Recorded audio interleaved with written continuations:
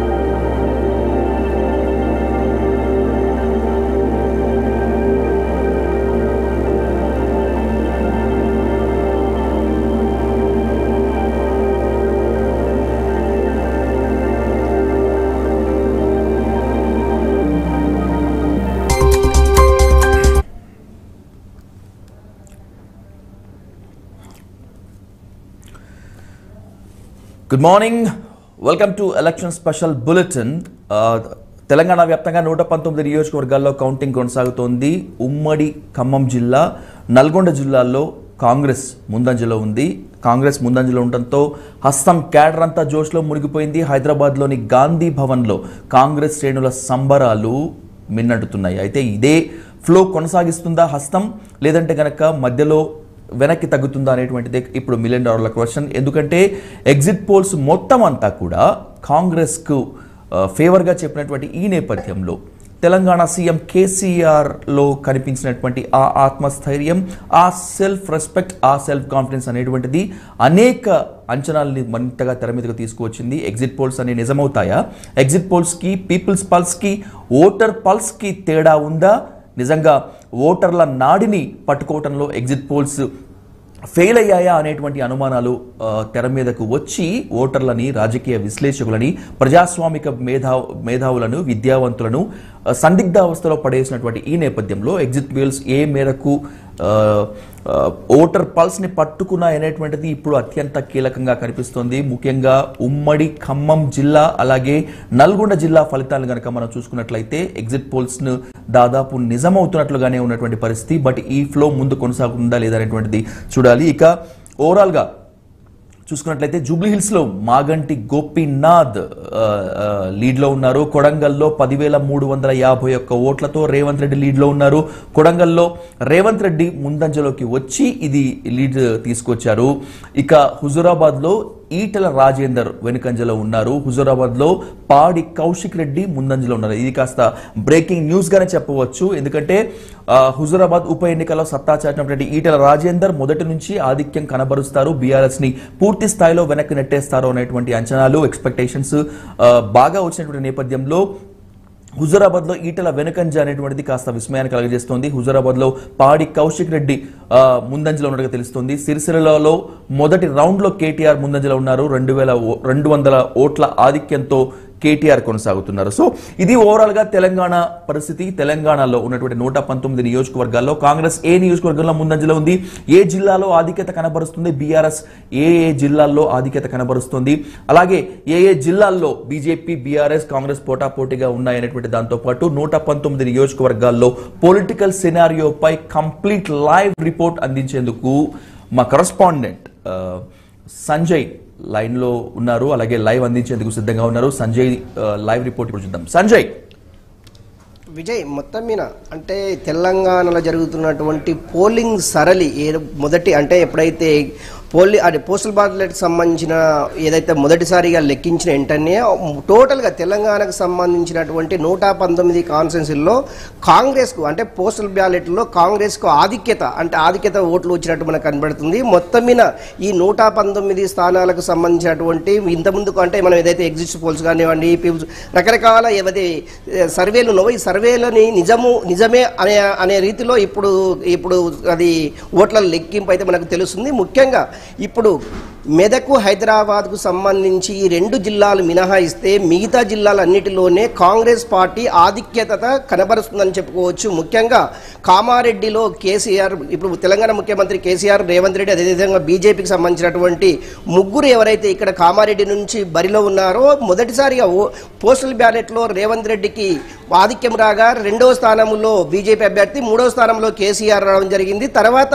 మెల్లమెల్లగా అంటే ఇది పుంజుకొని బీజేపీ అభ్యర్థి ప్రస్తుతం కామారెడ్డిలో ముందంజలు ఉన్నారు. మొదటి రౌండ్ కంప్లీట్ అయ్యేసరికి మొత్తం టోటల్గా తెలంగాణలో కొన్ని ప్రాంతాల్లో 119 స్థానాలకు గాను ఇప్పటికీ 75కు పైగా స్థానాల్లో మొదటి రౌండ్ పూర్తని చెప్పుకోవచ్చు. ఈ మొదటి రౌండ్లో అంటే ఒకటి సిరిసిల్లకు సంబంధించినటువంటి కేటీఆర్, సిద్దిపేటకు సంబంధించినటువంటి హరీష్ రావు, గజ్వెల్కి సంబంధించినటువంటి ముఖ్యమంత్రి కేసీఆర్, అదేవిధంగా అది ఇప్పుడు హుజురాబాద్కు సంబంధించినటువంటి పైడి కౌశిక్ రెడ్డి, ఇతను అంటే గత ఉప ఎన్నికల్లో అధిక మెజారిటీతో గెలిచినటువంటి ఈటల రాజేందర్ ఇప్పుడు ఎన్నికంజలో పడడము, కౌశిక్ రెడ్డి ముందంజలో ఉండడము కొంత రాష్ట్ర రాజకీయాల్లో కొంత చర్చ అయితే జరుగుతుంది. పెద్ద బ్రేకింగ్ న్యూస్ అని చెప్పుకోవచ్చు.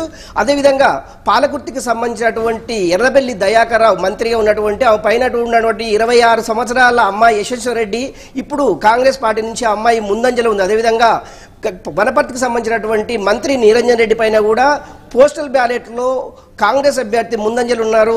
తర్వాత మొదటి రౌండ్ వచ్చేసరికి 194 ఓట్లతో నిరంజన్ రెడ్డి ముందంజలు ఉన్నారని చెప్పుకోవచ్చు. అదేవిధంగా ఇప్పుడు కొడంగల్కు సంబంధించినటువంటి రేవంత్ రెడ్డి ప్రాతినిధ్యం వహిస్తున్నటువంటి కొడంగల్లో బీఆర్ఎస్ అభ్యర్థి పైన 10,000 ఓట్ల పైచీలకు ఆయన మొదటి రౌండ్లోనే ముందంజలు ఉన్నారని చెప్పుకోవచ్చు. మొత్తం మీద టోటల్గా మొన్న అనుకున్నట్టు ఎవరైతే కాంగ్రెస్ నాయకులు కరాఖండిగా చెప్తున్నది అంటే ఖమ్మం జిల్లాకు సంబంధించినటువంటి ఏ బీఆర్ఎస్ అది గెలిచి ఎమ్మెల్యే అసెంబ్లీ గేటును తాకనీయను అనేసి ఏదైతే పొంగులేటి శ్రీనివాస్ రెడ్డి ధీమా వ్యక్తం చేశారో అలాంటి పరిస్థితుల్లో ఇప్పుడు ఖమ్మం కానివ్వండి, నల్గొండ కానివ్వండి, వరంగల్కి సంబంధించినటువంటి కొన్ని కాన్స్టిట్యున్సీలకు సంబంధించినటువంటి కాంగ్రెస్ పార్టీ ఆధిక్యత కొనసాగుతుందని చెప్పుకోవచ్చు. ఇప్పుడు ఉన్నటువంటి మొదటి రౌండ్ కంప్లీట్ అయ్యి రెండవ రౌండ్లో కూడా కొన్ని ప్రాంతాల్లో ఇప్పుడే కొన్ని నియోజకవర్గాలకు సంబంధించినటువంటి ఇప్పుడే మనకు రిజల్ట్ బయటికి వస్తున్న క్రమం అయితే మనం చూస్తున్నాము. ఇందులో కూడా కాంగ్రెస్ పార్టీ ఆధిక్యత కనబరుస్తున్నట్టుంది. మొత్తం మీద ఈ యొక్క తెలంగాణలో జరుగుతున్నటువంటి కౌంటింగ్ ప్రక్రియ అది ఏదైతే ముందుగా ఊహించినట్టే కాంగ్రెస్ పార్టీ ఆధిక్యత ఏర్పరుస్తుంది అనేసి కాంగ్రెస్ నాయకులు ఇప్పటికే ఎవరైతే ఏ కాన్ఫరెన్స్లో కాంగ్రెస్ తరపున ఉన్నటువంటి అభ్యర్థులు వాళ్ళు నిలబడ్డారో వాళ్ళందరూ తాజకృష్ణ హోటల్కు రావాలి. తాజకృష్ణ హోటల్లో డీకే శివకుమార్ అధ్యక్షతన వారితో మంతనాలు చేయడం జరిగింది. మొత్తం మీద నిన్న రాత్రి పొద్దుపోయే సమయాన్ని కూడా రాహుల్ గాంధీ వీడియో కాన్ఫరెన్స్ ద్వారా వీళ్ళతో సమావేశం జరిగింది. అదేవిధంగా ఇప్పుడు ఈ యొక్క అంటే ఎన్నికల కౌంటింగ్ సరళికి సంబంధించినటువంటి కాంగ్రెస్ అభ్యర్థులు ఎవరైతే లీడింగ్ లో ఉన్నారో వాళ్ళందరూ ఇప్పుడు గాంధీ భవన్ కు చాలా మంది అంటే అందుబాటులో ఉన్నటువంటి లీడర్స్ మొత్తం గాంధీ భవన్ చేరుకోవడం జరిగింది. గాంధీ భవన్ లో ఇప్పుడు సంబరాలు అయితే అంబరాని అంటే విధంగా అయితే కనిపిస్తున్నటువంటి మన విజువల్స్ చూడొచ్చు.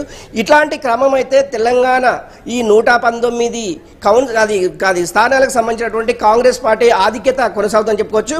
అదేవిధంగా వన్ సెకండ్ ఓవరాల్ గా తెలంగాణకు సంబంధించి ఎక్కడెక్కడ ఏం జరుగుతున్నటువంటి దానిపై మరింత సమాచారం మళ్ళీ మీ దగ్గర నుంచి తీసుకుంటాను. Please be on the line. మనకు ఓవరాల్ తెలంగాణలో ఉన్నటువంటి ఎలా జరుగుతుంది ఏంటి అనేటువంటి దానిపై అందించేందుకు జర్నలిస్ట్ వేణుగోపాల్ మనకు లైవ్ లో సిద్ధంగా ఉన్నారు.